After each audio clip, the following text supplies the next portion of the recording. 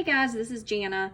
We're just going to do a little demo here of the Track It Forward app for the volunteers.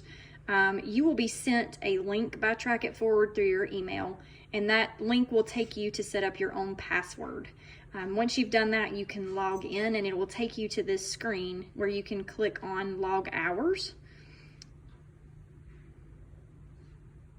Once you get in this screen, you can select the number of hours that you need to log.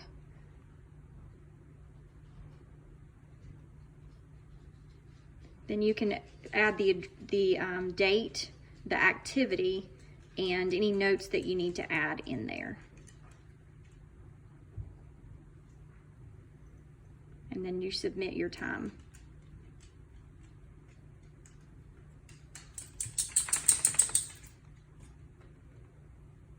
Then it should show your activity that you've clocked for your activities.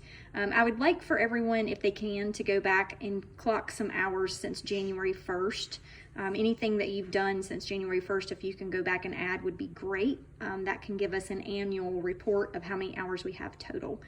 Then if you don't want to just log your hours, you can go back up to the Track It Forward home or the farm home page, and you can look at your account. You can check events.